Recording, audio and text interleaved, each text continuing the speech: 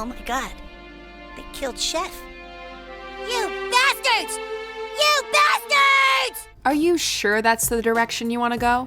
Welcome to Watch Mojo, and today, we're counting down our picks for the top 10 TV shows that killed off the wrong character. For this list, we're taking a look at the TV characters whose deaths were a mistake for the TV shows they appeared on, for a variety of reasons. Consider yourself warned, a spoiler alert is now in effect. Number 10, Brian Griffin, Family Guy. Ah, crap. Since when did they change the meaning of for to from? I think they had a meeting about it last night. Why wasn't I told? They sent you a card, but it said for Peter on it, so you must have thought it was from you, so you didn't, it's just easier to call you stupid. The sarcastic talking dog of the Griffin family is one of the funniest characters on Family Guy, or at least he used to be. During the episode Life of Brian, the pooch is hit by a car in the street. Brian, look out! No, Brian! Oh my god! Brian! Brian, can you hear me? Holy crap, what the hell happened? That guy sucked. Surrounded by the family, Brian dies after delivering a tearful farewell. After briefly being replaced, Brian is then resurrected a few episodes later. Brian, look out! What the hell? You're alive, my friend! What? Of course I'm alive. What the hell's going on here? Killing Brian off in this manner only to bring him back was derided by many as emotionally manipulative. You've given me a wonderful life. I love you all. This, paired with the character's perceived decline since his resurrection, as well as that of the show as a whole, has turned many fans off of the series. Number 9, Ianto Jones, Torchwood. This darker Doctor Who spin-off was no stranger to killing off characters, but this one arguably hurt the most. Ianto Jones may not have been the most specialized member of the titular team, not having an assigned role, but he always managed to come through in a clutch. Furthermore, his relationship with the hyper-omnisexual team leader Captain Jack Harkness proved extremely popular with fans. Are you asking me out on a date? Interested? Well, as long as it's not in an office. Some fetishes should be kept to yourself. So when a fatal virus causes Ianto to die in the immortal Jack's arms, many viewers were understandably upset. It's all my fault. Don't speak, save your breath. I love you. Don't. And not only for robbing them of their favorite romantic pairing, but also because of the unfortunate trend in media that sees non-hetero characters die more frequently. But more on that later. Ianto.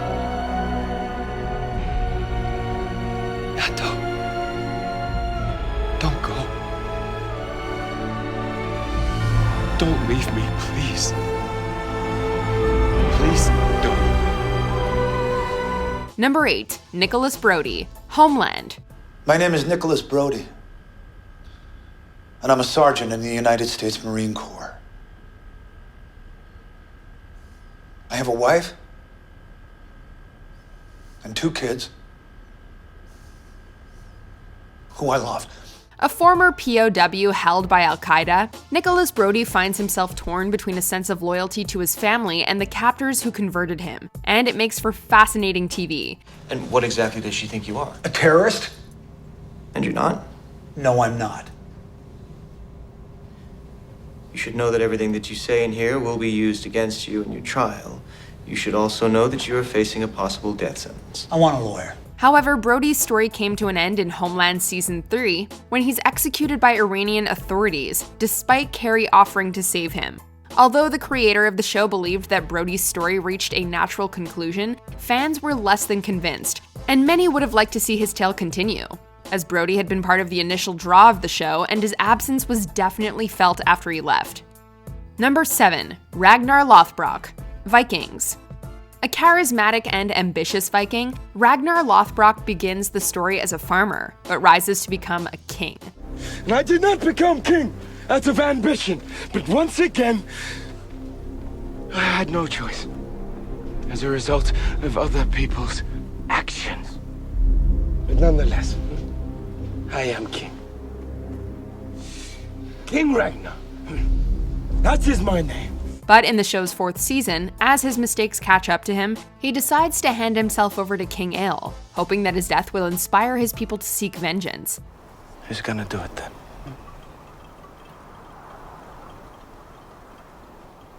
Who's gonna kill me? And I don't mind. Go ahead.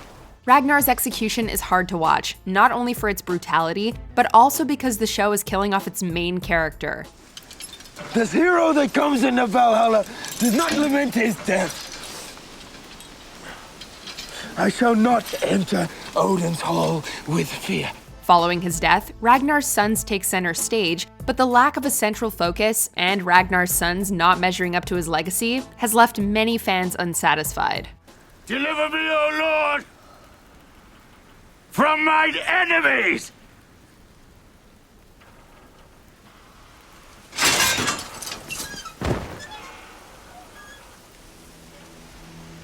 Number 6. Cottonmouth, Luke Cage.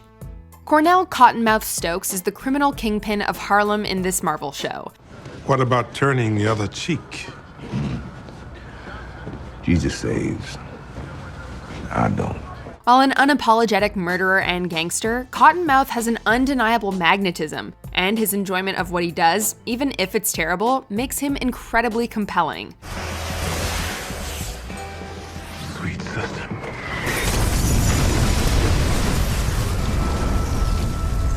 Then, halfway through the show's 1st season, Cottonmouth is murdered by his cousin Mariah Dillard over an insensitive remark. No! I said not! From there on, he's replaced by Dillard and another villain, Diamondback, for the rest of the season, resulting in an arguably uneven tone. Cottonmouth was arguably a better villain than both of them combined, and the show lost some of its spark without him. Number 5. Laurel Lance, Arrow. Assistant District Attorney, Vigilante, and the one-time girlfriend of Oliver Queen, Laurel Lance was a character whose potential was never fully realized. Think for a second about what it would do to your father if something happened to you. What you're doing is selfish. Fighting for your city isn't selfish. It's what a hero would do. You're not a hero. Maybe it's best if we stay out of each other's way. She was replaced as Oliver's love interest and never quite became as tough a vigilante as her peers. In her final season, she does make some notable strides forward. Whoa, you're really strong. Go. Thank you.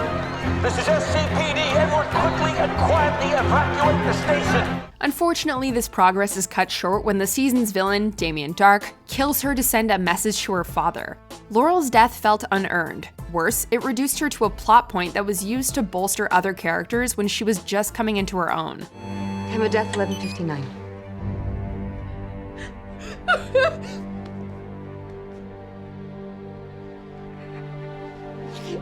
Number 4. Rita Morgan, Dexter.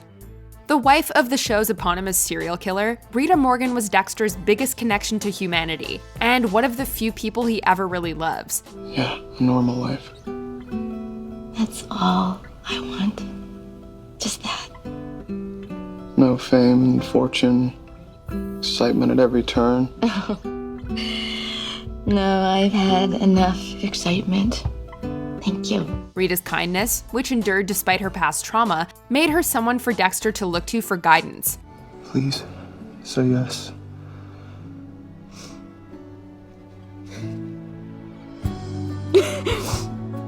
Yes. Yes, we will marry you. Unfortunately, Dexter's indecision in dealing with another killer ultimately leads to her demise, as Rita is murdered by the Trinity Killer before Dexter can kill him. When he returns home and finds her body in the tub, it's absolutely devastating. Rita was Dexter's rock, and without her, Dexter, both the character and the show, felt adrift thereafter. Number 3. Martin Stein, Legends of Tomorrow. As tempting as it was to choose the death of Leonard Snart, also known as Captain Cold, Shut it down! Shut it down! There are no strings on me.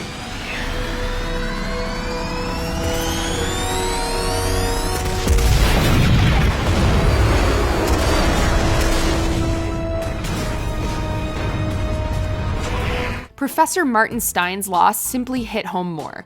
A scientist and one half of the hero Firestorm, Stein often felt like the only adult on a time ship full of children, but that only made it that much more fun when he did engage in antics with the other legends. Dale! Daylight come and me want go home. Sadly, while trying to escape a version of Earth overrun by Nazis, Stein gives his life to open the way home for the other heroes. Please don't do this to me. I can't do this. You once told me that I was like your father, and I said, you were my son. How could a father do anything less? Great. Please. His death meant the end of not only his story, but that of his partner Jefferson Jackson, who then took a leave of absence. Stein brought a unique dynamic to the show, one that was sorely missed. I got used to hearing his voice inside my head. And even now, I can still hear him. Because even though he's gone, he's still a part of me. He's still a part of all of us. Number 2, Glenn Rhee, The Walking Dead. Despite the outcry at Carl Grimes' death, we're electing to discuss an arguably more damaging death. Glenn Rhee was the relatable everyman in this zombie apocalypse show. He wasn't particularly cool or smart or a good leader, but he always did his part and even found love amidst all the misery the group endured. Why'd you let these people in? Because we actually know what we're doing out there. Hey! Whoa! That's enough! I said that is enough! As such, Negan graphically beating Glenn to death in front of his friends, true to the source material or not, was a breaking point for many fans of the show. So, back to it. The fact that Glenn's death occurred right after Abraham's, plus an earlier fake-out death, had many feeling The Walking Dead was too far gone. Before we unveil our most devastating number 1 pick, here are some honorable, or should we say dishonorable mentions. I am not letting you die. There's nothing you can do now. The next commander will protect you. I don't want the next commander.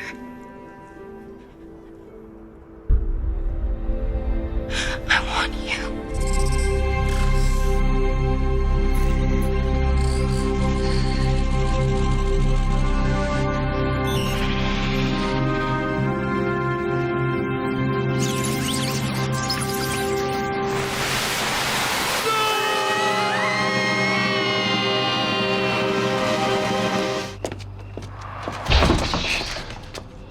Looks as if you've lost your way. Pierce? Continue on this path and you might miss your last chance to see the Pierce Hawthorn Museum of Gender Sensitivity and Sexual Potency on the Central Quad.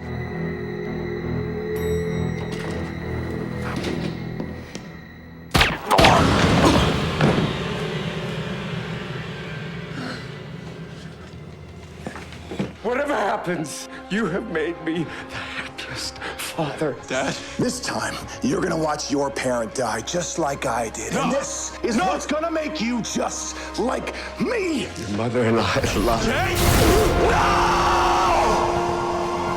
Before we continue, be sure to subscribe to our channel and ring the bell to get notified about our latest videos. You have the option to be notified for occasional videos or all of them. If you're on your phone, make sure you go into your settings and switch on notifications. Number 1, Tara Maclay, Buffy the Vampire Slayer. A shy witch who becomes involved with fellow witch Willow, Tara was a later addition to the cast, but a welcome one. Tara, I have to tell you.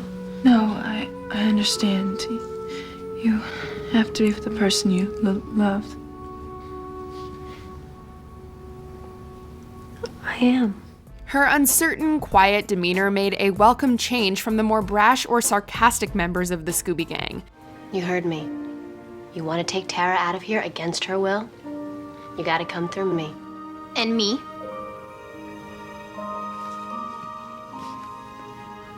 Is this a joke? I'm not gonna be threatened by 2 little girls. You don't want to mess with us? So it was especially shocking that Tara, of all people, ended up dying from a stray bullet fired by a guy after Buffy. Think again. Your shirt. While the previously cited bury your gaze trope was certainly a factor for fans' displeasure, viewers were also displeased that none of Willow's subsequent love interests were ever able to measure up. Do you agree with our picks? Check out this other recent clip from WatchMojo, and be sure to subscribe and ring the bell to be notified about our latest videos.